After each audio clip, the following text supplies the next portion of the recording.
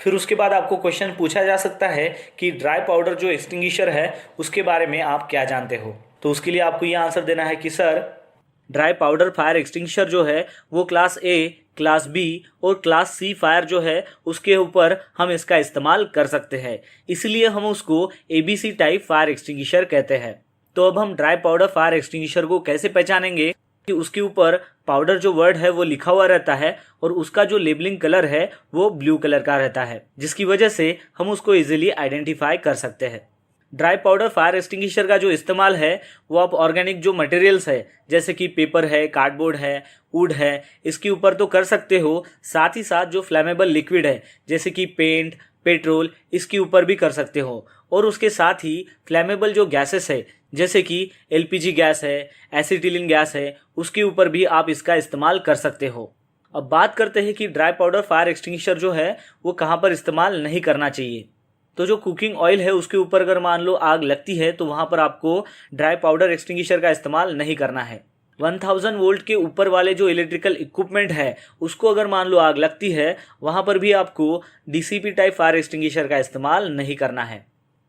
फिर उसके बाद आपको ये क्वेश्चन पूछा जा सकता है कि कार्बन डाइऑक्साइड फायर एक्सटिंग्विशर के बारे में यानी कि CO2 फायर एक्सटिंग्विशर के बारे में आप क्या जानते हो।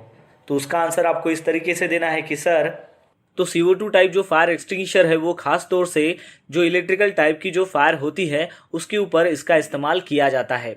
आपने देखा होगा कि जो कंप्यूटर सर्वर जो रूम होती है उसके बाहर ज़्यादातर हम CO2 टाइप फायर एक्सटिंग्विशर रखते हैं। अब हम CO2 टाइप फायर एक्सटिंग्विशर को कैसे पहचानेंगे। तो वो जो फायर एक्सटिंग्विशर है उसके ऊपर CO2 लिखा हुआ रहेगा और साथ ही में उसका जो लेबलिंग कलर है वो ब्लैक रहेगा, उसकी वजह से हम उसको इजीली आइडेंटिफाई कर सकते हैं। अब आइए जानते हैं कि CO2 टाइप फायर एक्सटिंग्विशर का इस्तेमाल कहाँ पर करना चाहिए।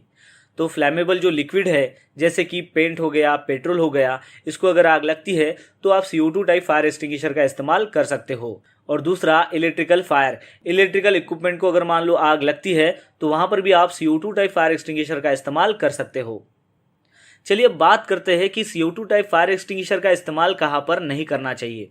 खास तौर से जो किचन फायर होती है उसके ऊपर आपको CO2 टाइप फायर एक्सटिंग्विशर का इस्तेमाल नहीं करना है। कंबस्टेबल मटेरियल जैसे कि पेपर हो गया, वुड हो गया या फिर टेक्सटाइल हो गया, उसके ऊपर आपको CO2 टाइप फायर एक्सटिंग्विशर का इस्तेमाल नहीं करना है।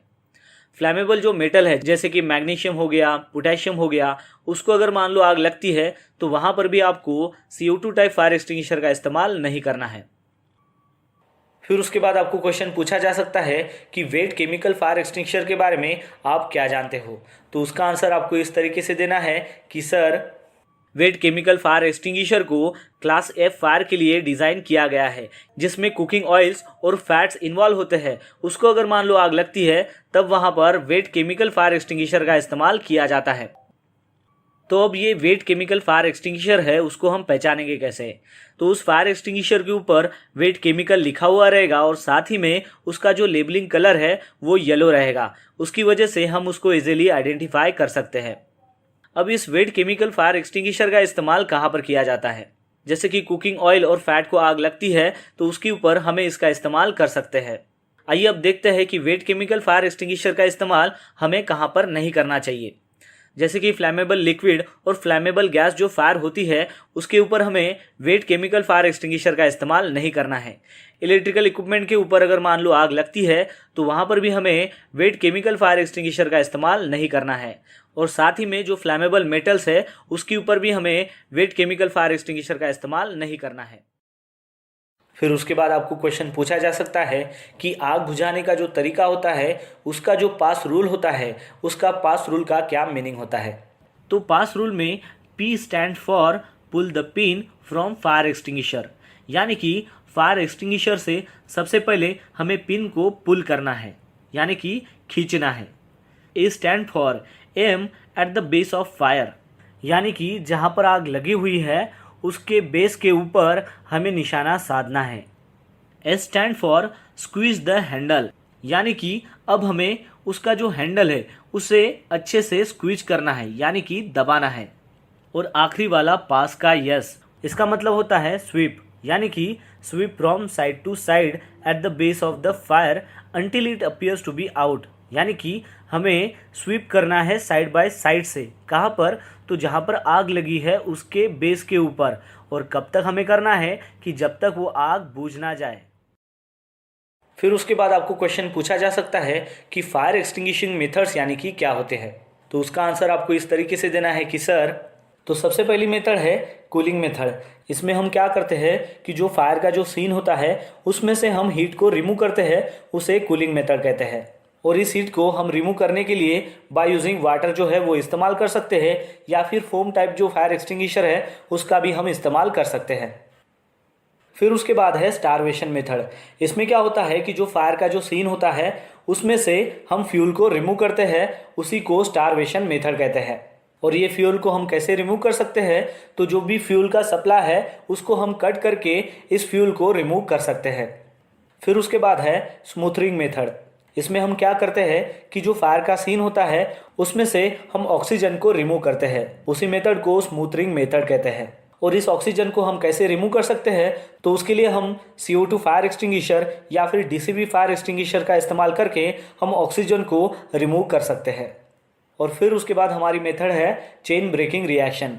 इसमें हम क्या करते हैं कि जो फायर की जो चेन होती है उस चेन को हम DCV फायर एक्सटिंग्विशर का इस्तेमाल करके भी तोड़ सकते हैं, या फिर ब्लैंकेटिंग का इस्तेमाल करके भी उस चेन रिएक्शन को तोड़ सकते हैं। इस चेन रिएक्शन में क्या होता है कि किसी एजेंट को हमें अप्लाई करना पड़ता है उस केमिकल चेन रिएक्शन के ऊपर, ताकि वो जो जलने वाली जो प्रोडक्ट्स है उसमें ब्रेकडाउन कर सके। और ये जो ब्रेकडाउन है ये हीट या फिर ऑक्सीडाइजेशन के ज़रिए होता है।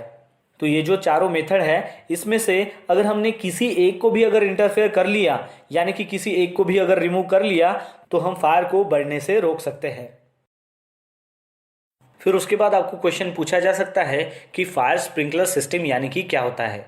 तो उसका आंसर आपको इस तरीके से देना है कि सर, फायर स्प्रिंकलर सिस्टम एक फायर फाइटिंग सिस्टम होती है जो एक जगह पर फिक्स की जाती है। और ये जो फायर स्प्रिंकलर सिस्टम होती है वो एक ऑटोमेटिक सेंसिटिव होती है। ऑटोमेटिक सेंसिटिव यानी कि वो ऑटोमेटिक टेम्परेचर को सेंस कर लेता है। जब भी वो टेम्परेचर उस according to fire sprinkler system के अनुसार अगर वो टेम्परेचर अगर बढ़ जाता है तो वो उसको सेंस कर लेता है। तो ये जो फायर स्प्रिंकलर सिस्टम है ये हाई राइज बिल्डिंग हो गया, या फिर इंडस्ट्री हो गई, ऑयल एंड गैस इंडस्ट्री हो गई, मैन्युफैक्चर इंडस्ट्री हो गई, ऑफिसेस हो गए, और बहुत सारे प्रीमाइसेस में इसको इंस्टॉल किया जाता है। मतलब जहाँ कहीं भी आग लगने का खतरा होता है वहाँ पर इसको इंस्टॉल किया जाता है। चलिए अब जानते हैं कि ये जो फायर स्प्रिंकलर सिस्टम है ये किस लिए इंपॉर्टेंस होती है। तो फायर स्प्रिंकलर सिस्टम इसलिए इंपॉर्टेंस होता है क्योंकि छोटी से छोटी जो आग होती है उससे बड़ी आग हो सकती है। तो उस छोटी आग को इमीडिएटली वहीं पर ही खत्म करने का काम जो होता है वो फायर स्प्रिंकलर सिस्टम करती है। फिर उसके बाद आपको क्वेश्चन पूछा जा सकता है कि स्प्रिंकलर के बॉडी पार्ट्स क्या होते हैं। तो उसका आंसर आपको इस तरीके से देना है कि सर, तो आपके सामने ये जो फायर स्प्रिंकलर सिस्टम है इसका जो अपर का जो पार्ट होता है उसको डिफ्लेक्टर कहते हैं, और सेंटर में जो ग्लास ट्यूब है उसको टेम्परेचर सेंसिटिव ग्लास ट्यूब कहते हैं। क्योंकि इसका जो फंक्शन होता है वो टेम्परेचर को सेंस करना होता है, इसलिए इसका नाम टेम्परेचर सेंसिटिव ग्लास ट्यूब होता है। और इस ग्लास ट्यूब के नीचे में जो एक रिंग आती है उसको सीलिंग या फिर कैप कहते हैं। तो ये इसके बॉडी पार्ट्स है जो आपको ध्यान में रखना है। फिर उसके बाद आपको क्वेश्चन पूछा जा सकता है कि फायर स्प्रिंकलर सिस्टम कैसे वर्क करता है। जैसे कि हमने इसके पहले देखा कि जो फायर स्प्रिंकलर सिस्टम है उसके 3 बॉडी पार्ट्स होते हैं। एक होता है डिफ्लेक्टर, दूसरा होता है टेम्परेचर सेंसिटिव ग्लास ट्यूब, और तीसरा होता है सीलिंग।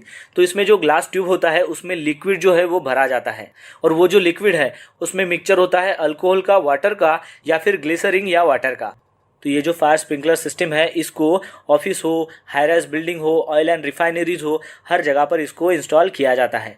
अब इंस्टॉल करने के बाद क्या होता है कि इसमें जो ग्लास ट्यूब है जिसे टेम्परेचर सेंसिटिव ग्लास ट्यूब कहते हैं, ये क्या करता है कि टेम्परेचर को सेंस करता है। यानी कि एक पर्टिकुलर टेम्परेचर पर ये जो ग्लास ट्यूब है ये फट जाती है, और फटने के कारण जो ये सीलिंग है यानी कि जो कैप है वो ऊपर की तरफ निकल के बाहर निकल जाती है, और फिर वहाँ से पानी निकल के ये जो डिफ्लेक्टर है उसके ऊपर पुश होता है, और ये डिफ्लेक्टर के थ्रू जो है वो पानी जो है वो चारों ओर फैल जाता है। तो इस प्रकार फायर स्प्रिंकलर सिस्टम जो है वो काम करता है।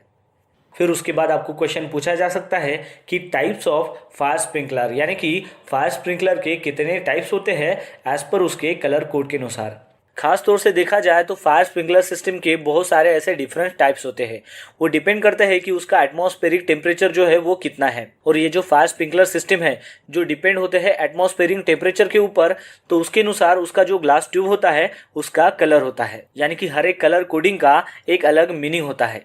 तो चलिए देखते हैं कि ऐसे कितने प्रकार के फायर स्प्रिंकलर सिस्टम है जो डिपेंड होते हैं उसके एटमॉस्फेरिक टेम्परेचर के ऊपर। तो सबसे पहला फायर स्प्रिंकलर सिस्टम है वो है ऑरेंज ग्लास बल्ब। इसमें जो ग्लास